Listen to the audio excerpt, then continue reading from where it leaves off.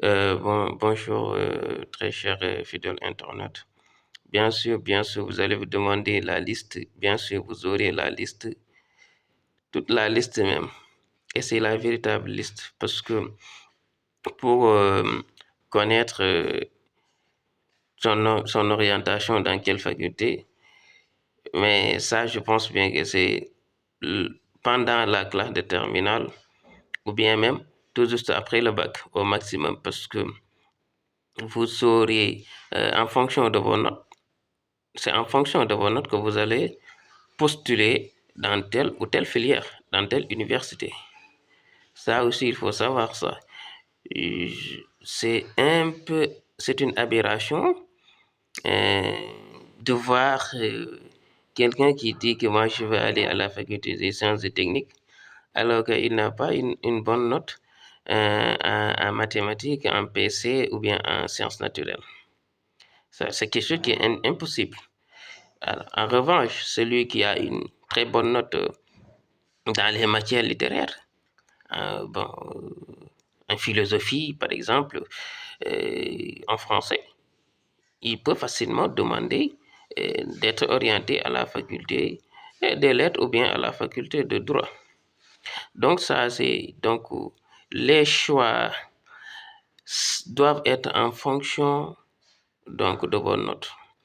Bon, bien sûr, il arrive que l'apprenant, l'étudiant, le bachelier ait donc un amour sur une faculté, ça arrive.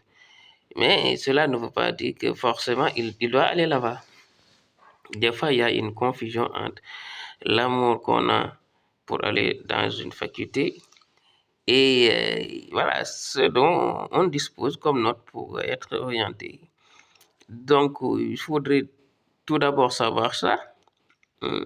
Sinon, si vous ne faites pas un bon choix, vous risquez donc d'être orienté dans des universités, dans des universités virtuelles. Et de ce fait, certains peuvent aller jusqu'à bon, se ralentir, ne plus se concentrer, etc.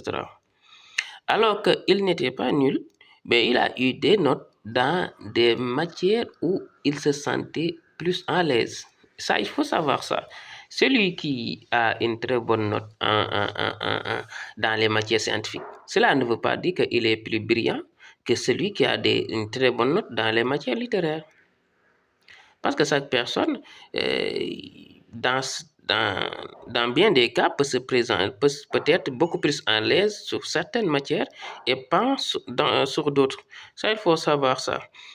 Alors, donc, dès à présent, mon cher, si tu as fait un bon choix d'orientation, tu sais bien là où tu seras affecté. Tu seras orienté, sans contrainte. Voilà. Moi, je me rappelle, lorsque j'ai eu mon bac, j'avais fait la série S2 et j'avais eu des notes hein, donc acceptables en sciences naturelles, en PC et en mathématiques. Donc, j'ai été orienté donc, à la faculté des sciences. Mais il m'est arrivé d'avoir un ami qui nous avons fait la même classe de terminale. Lui, il voulait venir là-bas, mais il n'avait pas de très bonnes notes dans ces matières. Alors, je cite la faculté des sciences, mais je ne dis pas que c'est la plus bonne faculté. Non, non. Il y a d'autres facultés. Il y a la faculté de médecine. Hein. Il y a, toutes les facultés sont de très bonnes facultés. Moi, c'est parce que je connais cette faculté, c'est là où j'ai appris. Mais toutes les facultés sont de très bonnes facultés. Alors, pour aller à la faculté de médecine, non seulement il faudrait avoir euh, la moyenne sur les matières, sur toutes les matières scientifiques, mathématiques, PC et sciences naturelles, mais aussi l'âge aussi compte. Si vous avez un âge, je ne sais pas, supérieur à 22 ans, est-ce que vous aurez la possibilité d'être orienté là-bas? Euh, Dans de nombreux cas, c'est impossible. Ça aussi, il faut tenir compte donc des notes, de l'âge. Et en plus, ça vient en second temps, en dernier temps, bien sûr, votre amour sur telle faculté. Bon, en principe, ça devrait compter l'amour sur votre faculté. Mais comme que ça, c'est une Les orientations sont en fonction donc de vos notes, c'est sélective.